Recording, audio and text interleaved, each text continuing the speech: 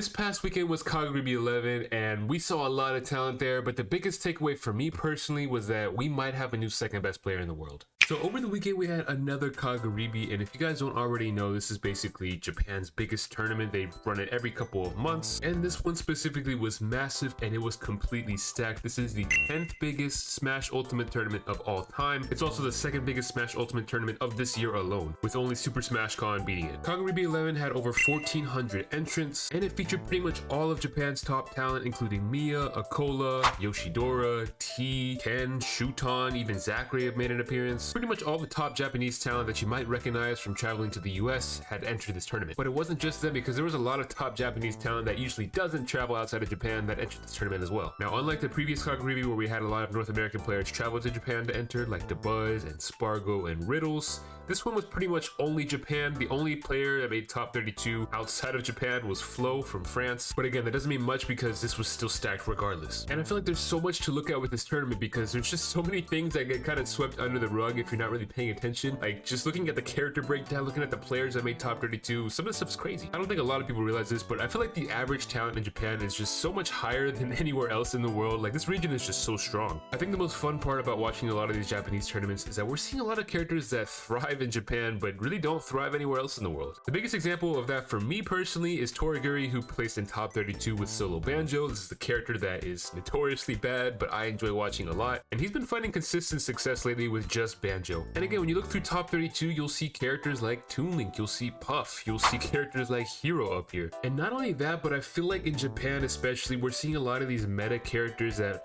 you know, are kind of theorized to be really good characters, but we don't really see a lot of people play them in America, but in Japan you do. We're seeing multiple Olimar players do well, we're seeing multiple Diddy players who do well, multiple Fox players, we're even seeing multiple Snakes, right? The Snakes in Japan are just going crazy right now. But of course the best part about all of this is there's no Steve, there's no Kazuya. There's literally 2 Steve players and 2 Kazuya players, one of them being the dual Steve and Kazuya player, and that's it. We're seeing a lot of these base roster characters succeed in Japan, and this is at the highest level. Of course, like I said, Japan in my opinion is the strongest region. They've kind of proven it time and time again, and if you look at just the overall world rankings, you will see a lot of Japanese players in there. Whenever the rankings came out, a lot of people threw a fuss saying that Spargo should be the #1 player, but I think ever since that moment, I think Acola has really proven that he is the #1 player. And that leads me to my next question. Should Miya be considered the #2 player in the world right now? And I feel like that answer is yeah, kind of. And look, this is no knock to Spargo whatsoever, because let me tell you, Spargo is still one of the best players in the world by far.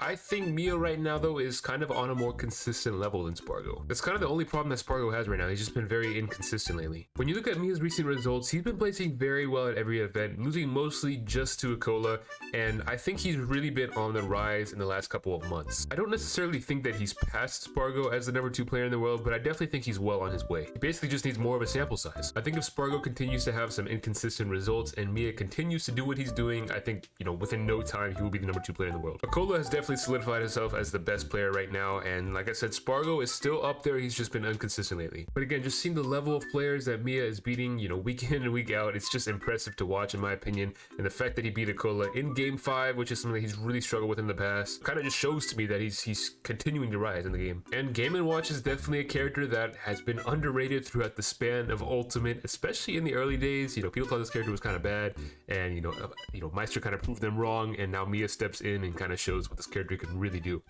Game & Watch, really hard to put for me. I think probably D. And I think it's kind of good for the game, honestly. I enjoy seeing Game & Watch. You know, a lot of people kind of hate this character, but not as much as Steve in my opinion. You know, Steve is always going to be up there as far as characters that are hated, but I think it's exciting to watch a new player really step in here, do well at these events, and especially at these stacked events. Like I said, this tournament was stacked. Kagaribi 11 had some crazy sets. I highly recommend you go check them out. Just look up Kagaribi 11. There's definitely, I think, the VOD of the actual tournament, and it's kind of all time stamped for you. So there's definitely some really good sets in there. Really, no matter what character you play, you can probably find a set like of high level gameplay in there. And I honestly might make another video or two talking about some certain players or characters from this event, because like I said, there's just so much stuff that came out of this. I think we can all agree at this point that Japan is like the most stacked region in the world. Let me know which players surprised you at Kagaribi 11, and let me know which tournament you're looking forward to seeing next. We got Rise and Grind coming up, so that's gonna be very exciting. Thank you for watching the video. If you enjoyed it, make sure you like the video and you subscribe to the channel. Help me get to 10K this year. We're getting there, we're on the way, and you can make it happen. Got nothing else for you guys. Hope you have a good day, and I will catch you guys in the next one.